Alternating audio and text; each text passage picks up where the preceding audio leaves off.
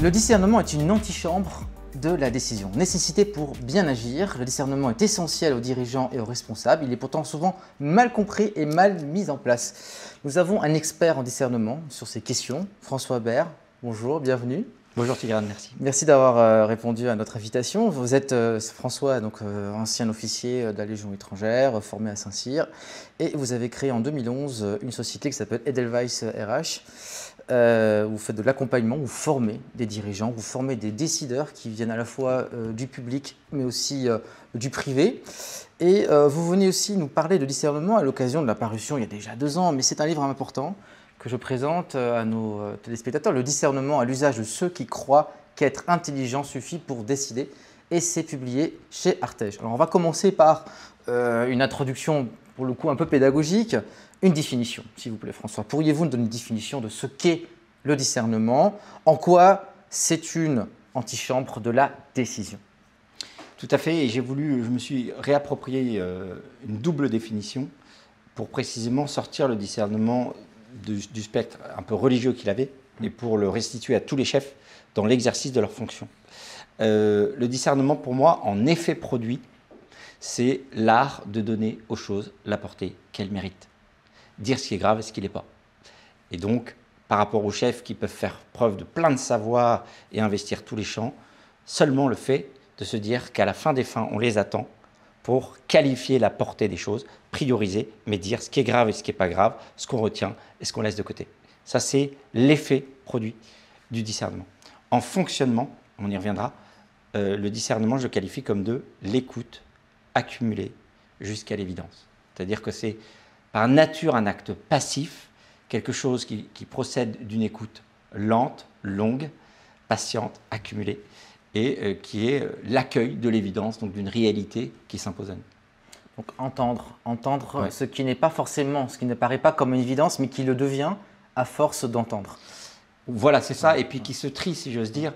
Je pense qu'on aura l'occasion aussi d'en parler, mais dans un monde qui vit de brouhaha général et d'intelligence artificielle, c'est-à-dire de superficialité successive et de fausses croyances que l'accumulation de critères, de data permet de voir l'essentiel, savoir que précisément l'essentiel s'écoute en deçà des lignes dans l'invisible. Alors on vit un petit peu, François, à l'ère de la post-vérité, parce que la frontière entre le vrai, le vraisemblable et le faux est extrêmement poreuse.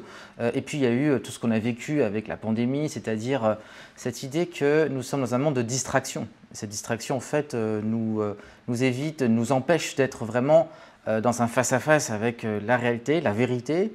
En quoi s'il y a une différence entre l'évidence et le fantasme? Quelle serait pour vous la différence entre ce qui est plutôt de l'ordre du fantasme, mais qu'on pourrait percevoir comme du vrai ou comme du... On pourrait dire ça, l'évidence est en fantasme, que le lame de fond est à l'écume. C'est-à-dire que l'écume, elle évolue, elle est ballottée, elle attire l'attention. Et dans un monde d'instantané, l'écume attire l'attention et on croit qu'elle est une vérité. Sauf que l'écume n'est que la manifestation superficielle d'une réalité qui travaille en profondeur, qui s'appelle la lame de fond. Voilà. Et donc le fantasme, très concrètement, comment on en fait la différence dans son expérimentation personnelle?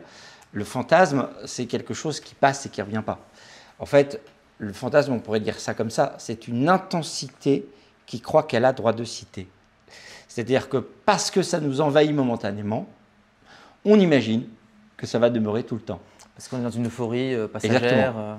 C'est si Eva Green vous regarde avec les yeux de l'amour, soudainement dans la rue, vous dites « ça y est, mon destin est scellé par Eva qui me… Ouais. Voilà. Mais quand vous pensez à la réalité de la vie avec Eva, je ne suis pas sûr que c'est la vie dont vous rêvez. Elle n'est pas faite pour vous.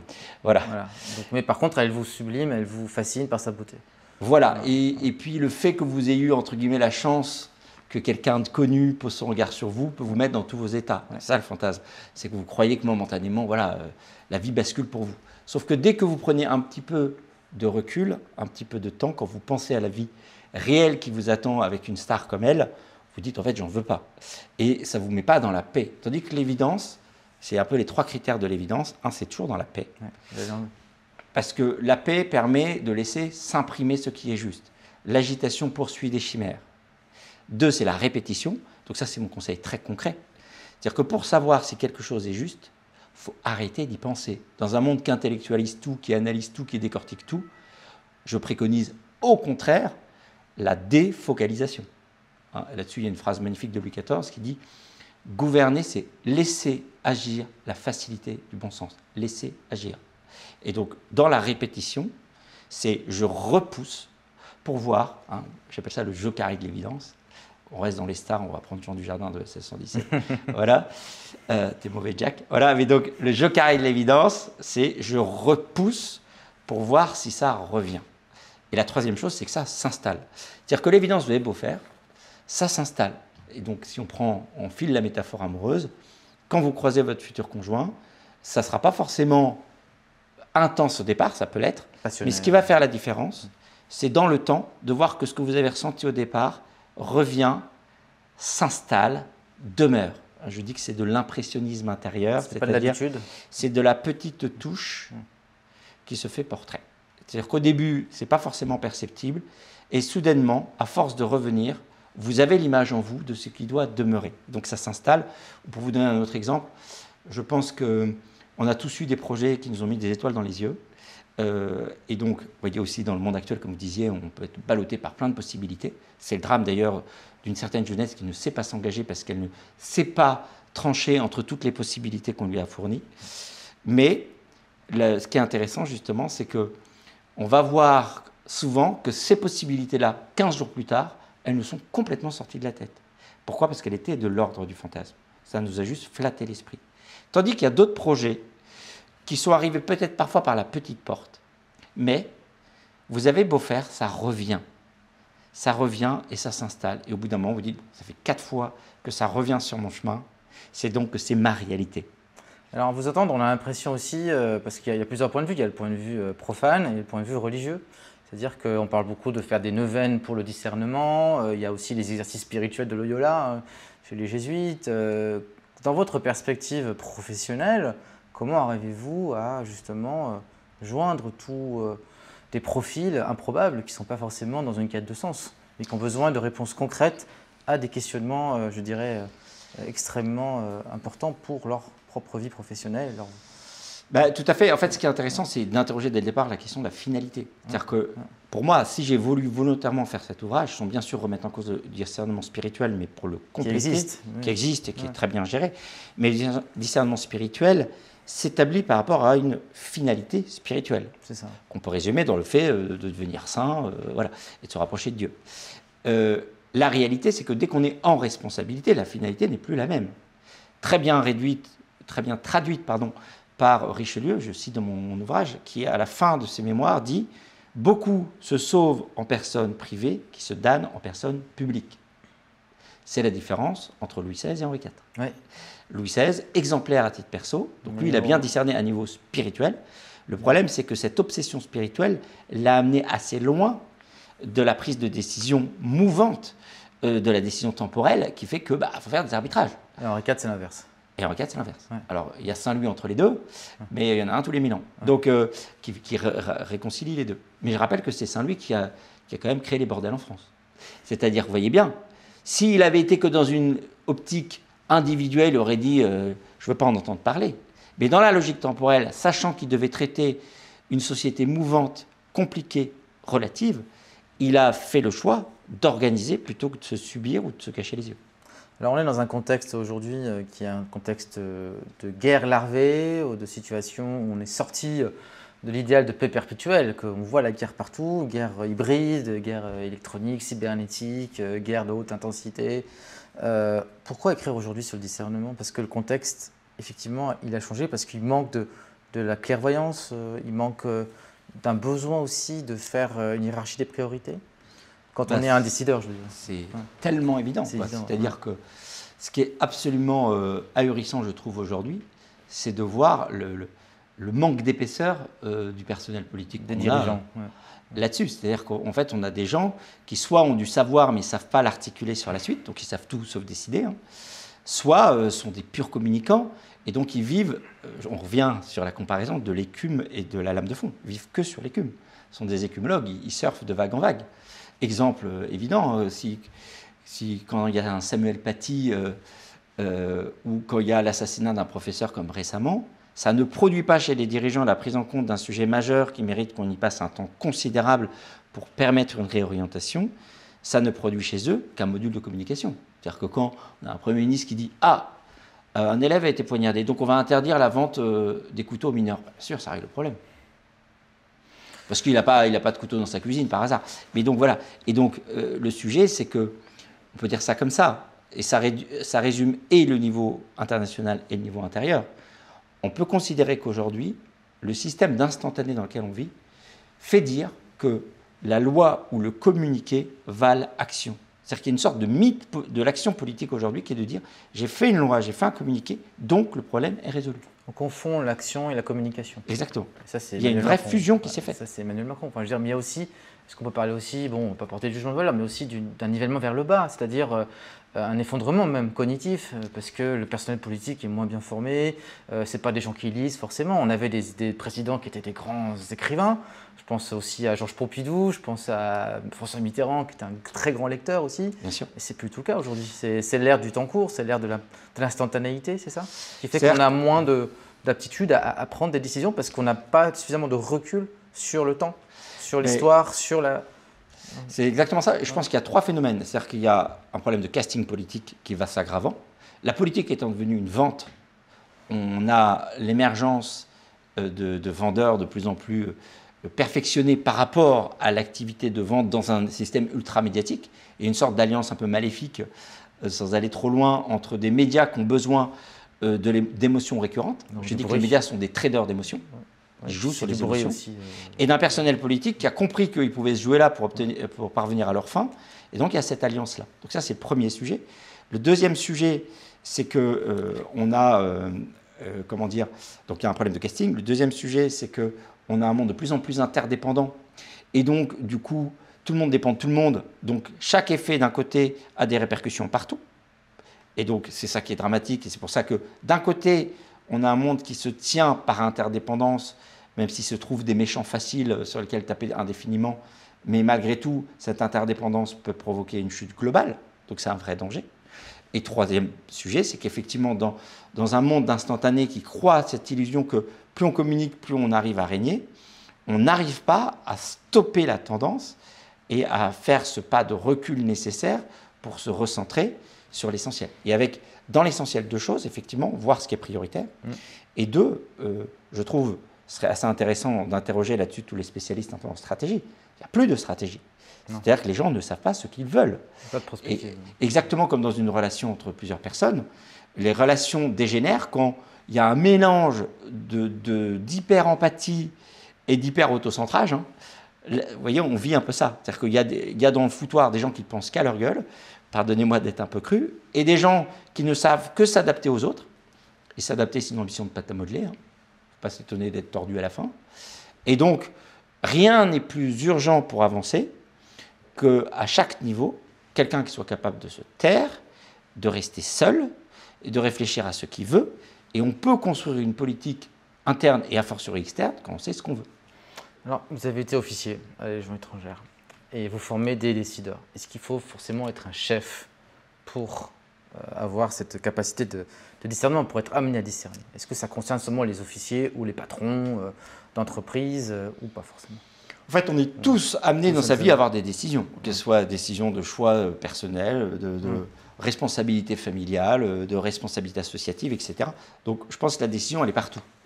Après, ce qui est certain, c'est que pour moi, il y a des dispositions naturelles. J'ai beaucoup travaillé là-dessus. Il y a des chefs naturels et d'autres qui ne le sont pas. Ouais. Et on le voit de manière assez patente, on va dire, en politique, parce qu'on a plus de vendeurs que de chefs. Donc, c'est pour ça aussi qu'on communique, c'est qu'on a fait advenir des vendeurs et pas des chefs naturels, qui sont par nature des taiseux en recul. En entreprise, on a souvent des super experts qui croient, moi ce que j'appelle le syndrome du botaniste, c'est-à-dire qu'en entreprise, on considère que pour traverser la jungle, il faut choisir le meilleur botaniste. Donc au moment où le mec vous croise un serpent, il est capable d'analyser son espèce, son cycle de reproduction et sa couleur d'écaille, alors qu'on lui demande juste de le buter vite. Voilà. Et donc, on a aussi cette tendance-là. Et donc, il est vrai qu'il y a quand même des tendances de personnalité qui prédisposent plus ou moins à la décision. Mais... Voilà, donc ça, il faut le poser. Après, une fois que ça est posé, pour moi, mais je passe toujours par là parce que ça donne quand même une indication de nos biais de décision. C'est le premier biais. On parle beaucoup de biais cognitifs. Le premier biais, c'est le biais de personnalité. Mais une fois qu'on a posé ça, on peut tous se former au discernement. Et c'est bien pour ça que j'ai créé l'école du discernement, pour la rendre la plus accessible possible. Alors, si on aussi, vous parlez beaucoup d'esprit de victoire, mais si on a l'esprit de victoire, la décision prise après le discernement n'est pas irrémédiable. Comment définir la victoire d'ailleurs? C'est immuable? Non, la victoire, c'est... Alors, moi, je la définis à deux niveaux, la victoire. Je la définis, alors, sur le côté collectif, comme un alignement des talents particuliers sur le débouché collectif. C'est-à-dire que quand un groupe fonctionne, celui qui est acteur de la victoire, c'est celui qui arrive à prendre en compte un maximum de talents, mais en faire en sorte qu'ils convergent pour le meilleur effet produit. Le débouché, c'est quoi? C'est le meilleur effet produit, c'est là où on est attendu, c'est la meilleure utilité. Et donc, on peut le décliner dans une entreprise sur la croissance de l'entreprise, au niveau politique, sur le fait qu'il y a une élévation partagée sur quelque chose qui rassemble tout le monde, etc. etc. Et ça s'actualise, la victoire. C'est-à-dire que le débouché, ça s'actualise en fonction des circonstances. Il y a des moments où il faut se relever, il y a des moments où il faut au contraire repartir, etc. Donc c'est déjà cet alignement-là. Mais je vais plus loin, je dis de la victoire que c'est un esprit d'irréductibilité. C'est-à-dire que c'est là que le militaire peut, pour moi, enseigner le monde civil. C'est que le militaire est habitué à ce que d'emblée ça ne se passe pas bien, que tout soit compliqué. Il y a une phrase assez drôle que m'avait dit un officier américain qui m'a dit « Quand vous êtes à court de tout, sauf d'ennemis, alors vous êtes dans une zone de combat. » Donc ça veut dire, voilà, identification, j'ai rien, que des méchants, c'est bon, okay, je fais la guerre, tout va bien. Le militaire, il est en avance sur le civil parce que lui, il est déjà entraîné à des situations où il doit discerner. Voilà, et où tout est critique. Et l'esprit de victoire, c'est de se dire, il y a toujours moyen d'en tirer quelque chose. Ouais. Et ce qui est intéressant, c'est que dans un monde qui ne vit que sur la performance visible, l'esprit de victoire, ça n'a rien à voir. C'est-à-dire que la victoire, elle n'est pas forcément de l'ordre de la performance. La victoire, par exemple, ce que j'aurais aimé que nos dirigeants aient après l'incendie de Notre-Dame, pour avoir écrit un roman là-dessus, la victoire, c'est de profiter de ce drame national pour réconcilier les Français avec leur patrimoine et pour les faire repartir de plus belle sur l'âme française qui s'exprime là. Vous voyez, l'esprit de victoire, c'est tirer parti des déconvenus pour permettre un élan nouveau. Rebondir. Alors, on va revenir un petit peu sur l'effondrement, on va dire, de la politique, de vie politique, parce qu'on a un président de la République qui s'est fait connaître pour cette fameuse formule du « en même temps ». En même temps, c'est-à-dire je ne prends aucune décision, hein, oui, mais c'est-à-dire pourquoi ce discernement aujourd'hui est en délaissé? On pense surtout à comment la France se déclasse sur le plan international, puisqu'on n'est pas capable d'avoir une politique cohérente, audible, intéressante, originale sur des dossiers brûlants, Ukraine, Palestine, Israël, on voit bien, on condamne pas, on ne reconnaît pas la Palestine, mais on va la reconnaître avant l'été. Bon, Netanyahou, il est quand même condamné par la CPI, mais on va quand même le recevoir, on fait une exception. Donc, comment vous expliquez, et quelle serait plutôt, pas expliquer, non, mais la solution pour remédier à ce mal politique qui ronge, en fait, qui accroît le fossé entre les dirigeants et les citoyens, en quelque sorte, puisqu'il y a un déficit de confiance. Mais clairement, en fait, on s'en sort quand effectivement on sort d'être dans une... En même temps, c'est la parfaite illustration d'une logique d'image, c'est-à-dire je vais être sur toutes les photos à la fois. C'est ça. Et donc, qui est du papier glacé qui ne tient pas longtemps, qui finit par se craquer. C'est une politique de vernis, hein, d'apparence 360 qui est intenable. On s'en sort encore une fois, déjà en prenant le temps de savoir ce qu'on veut. Bon, je reviens là-dessus, une stratégie là-dessus. En se taisant beaucoup. Désolé pour la formule, hein, il faut écouter. Mais mieux vaut la fermer et passer pour un con que l'ouvrir et montrer qu'on en est un. Voilà. Et donc, faut choisir ses combats. Il faut être capable de dire, sur le moment, il y a un terme de procédure radio-militaire que j'aime beaucoup qui dit « attendez, terminé. J'ai pas assez d'éléments pour vous répondre ». Et donc, moi, je suis fasciné du besoin à tout prix de se positionner tout de suite, tout le temps, sur des sujets ultra compliqués. Les deux sujets que vous venez d'évoquer, l'Ukraine ou l'Israël-Palestine, c'est des sujets à plein d'entrées, il y a plein d'enjeux. Le problème, c'est qu'on aborde ces sujets par axe de positionnement moral. Qu'est-ce que je vais dire pour qu'on puisse dire que je suis quelqu'un de bien? Non. En fait, tôt ou tard, il faut savoir ce qu'on veut. Déjà, ce qu'on veut soi-même en tant que pays et ou membre de l'Europe, mais ce qu'on veut dans ce conflit, qu'on arrive avec une intention claire sur ce qu'on veut. Et là-dessus, donc, premier sujet, une fois qu'on a déterminé ça, ce qu'on veut précisément. Et deuxième sujet, pas tant avoir une logique de positionnement moral qu'une logique de sortie de crise. C'est-à-dire que, pareil, je le dis de manière un peu caricaturale, mais sur ces sujets, j'ai l'impression qu'à chaque fois, on cherche à dresser une gentilly et une méchancy. Ça n'a strictement aucun intérêt. Puisqu'on a la confrontation d'intérêts divergents dans un truc compliqué, et plutôt que de dire il y a un gentil, il y a un méchant, tôt ou tard de dire comment on crée des conditions à partir de notre volonté à nous et avec nos propres intérêts pour qu'on s'en sorte derrière. Je vais essayer de faire la synthèse, la quintessence de l'essence. En fait, transformer une communication erratique par une vision stratégique. Oui, c'est ça. En fait. Très bien. En gros. C'est clair et avec un axe clair. Le en même temps est un non-sens opérationnel. Ouais. Mais malheureusement, bon, c'est ça qui détermine aujourd'hui, enfin qui caractérise la politique. Mais vous voyez, pour vous donner un exemple concret, mais j'étais intervenu d'ailleurs à l'époque là-dessus, mais quand vous dites, moi je me rappelle, c'était le cas collector du en même temps. Ouais. Quand vous dites dans les mêmes 2 jours, j'annonce que j'envoie des Césars aux Ukrainiens et je me présente pour négocier. Les canons César, je précise. Voilà, les canons César. Et je me présente pour négocier avec la Russie le corridor humanitaire de Mariupol. On ne peut pas dans le même temps dire qu'on fournit des armes et qu'on négocie un corridor humanitaire. Schizophrénie. C'est le cas d'école. Et donc, dans un truc comme ça, la vision stratégique dont vous parlez, c'est de dire, OK, à toute force, je sais, pareil, je le dis d'autant plus que je me suis positionné déjà à l'époque sur un certain nombre de chaînes, en disant, la Russie, c'est l'obstination infinie de l'espace et du temps. On le sait, et on a eu suffisamment d'exemples historiques. Tous les conquérants se sont fracassés.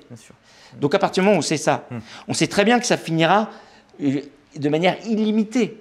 Donc, l'urgence du moment, y voir clair, après avoir pris le temps de prendre du recul, même si on peut condamner rapidement certaines choses, très vite, c'est de dire comment on trouve un axe pour négocier. Comment je donne tous les moyens pour négocier. Plus je vais être dans le positionnement moral, plus je vais empêcher cette négociation parce que je vais braquer les parties. Et donc, mon double positionnement moral flingue ce dont je me plains. Alors, sans rentrer dans des formules un petit peu iréniques, mais la meilleure façon de sauver le monde, c'est quoi? C'est d'être soi. Qu'est-ce que vous voulez dire par là? Mais ce qui est très intéressant, c'est qu'on s'aperçoit, c'est intéressant à vivre au niveau collectif comme au niveau individuel. Moi, quand je vois des gens qui sont trop, comment dire, qui manquent de paix dans les causes qui servent, je me dis que la cause sert de fuite. Hein. Il y a beaucoup de gens qui s'investissent de manière trop passionnelle dans des causes parce qu'ils ne savent pas qui ils sont. Bloody Sunday a fait plus pour l'Irlande du Nord que tous les efforts policiers. Pourtant, c'était des chanteurs qui se faisaient plaisir. Et donc, moi, je suis assez convaincu, ayant eu cette casquette pendant très longtemps d'orienteur professionnel, et orienté plus de 1000 personnes, que c'est parce qu'on sait quel est notre talent qu'on arrive à la fin des fins à avoir la meilleure contribution pour les autres. Et je m'aperçois, pour être intervenu, en l'occurrence dans plein de structures humanitaires et ou politiques, que les calamités qui font que ces structures-là finissent par voler en éclats viennent d'un mauvais positionnement. Et vient de gens qui ont compensé la lucidité sur eux-mêmes par le fait de se créer des causes tout le temps, et tôt ou tard, l'humain rattrape. Et tôt ou tard, l'humain crée des choses pas possibles. Les gens vont en plus justifier la scission sur des critères idéologiques. Ce sont d'abord des critères humains. Oui, et puis ce côté un peu, c'est un peu l'air du vide, quoi. Ce qui fait qu'on brasse un petit peu du vide. À travers, et puis après, alors il y a 2 choses. Il y a les gens, entre guillemets, je vous donne un exemple, je me rappelle avec quelqu'un qui était ultra relationnel, qui me dit, je vais être directeur d'école.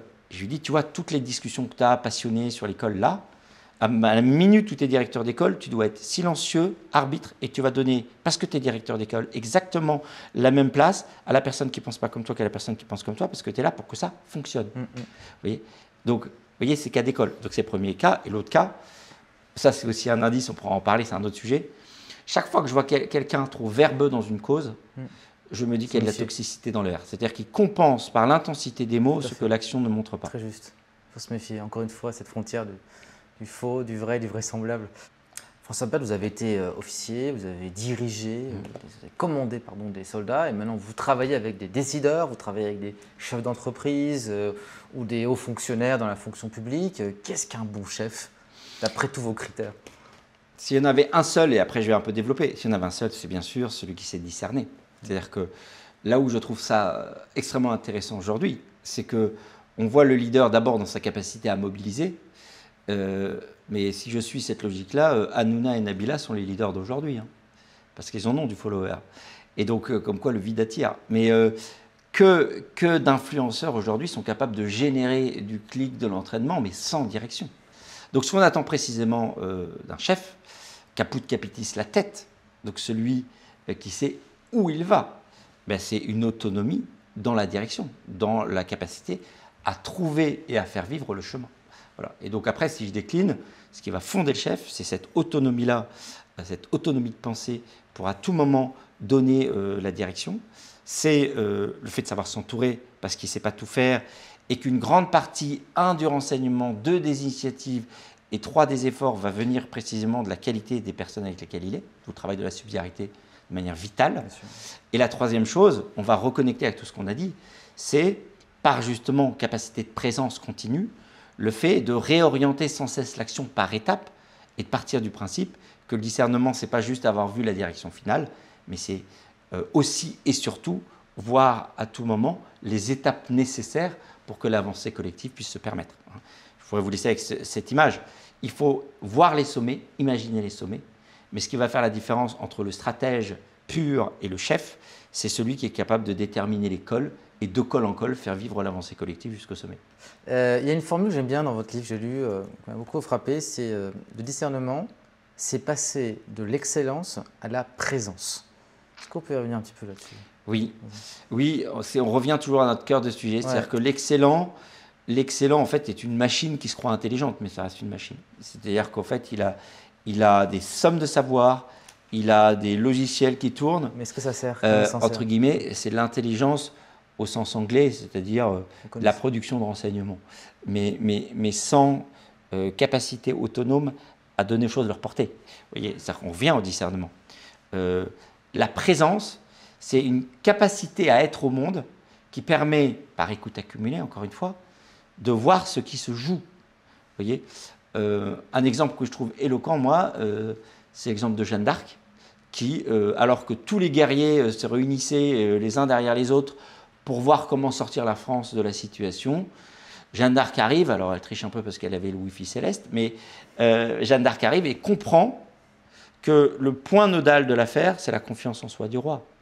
Vous voyez, la présence, c'est être capable, et il faut reconnaître là-dessus que les dames sont plus fortes que nous, c'est la présence, c'est la capacité à voir ce qui se joue dans l'invisible. Et je crois que c'est intéressant, dans l'époque dans laquelle on vit, qui est à la fois très savant et très bavard, le sursaut viendra de ceux qui sont capables de voir l'invisible et de le rendre accessible. Là, il faut de l'humilité. Il faut de l'humilité, il faut de l'écoute, il faut du silence, il faut de la solitude. Solitude. C'est ça, c'est une vertu stratégique, je vous cite encore. Le discernement est une vertu stratégique. François Habert, merci beaucoup pour cet entretien extrêmement inspirant. J'invite nos lecteurs à lire Le discernement, à l'usage de ceux qui croient qu'être intelligent suffit pour décider. Très très bon livre, extrêmement pédago et très bien. Vous avez vraiment le sens de la formule, donc c'est un vrai plaisir de vous lire. J'espère d'autres livres en cours. Est-ce que j'ai cité l'avant-dernier, Le temps des chefs est venu, paru en 2016 chez Edelweiss Éditions. Merci encore François Habert. Avec plaisir. Merci d'avoir suivi cet entretien. N'hésitez pas à liker, à vous abonner sur notre chaîne et aussi à vous rendre sur notre site eliscare.org. Au revoir.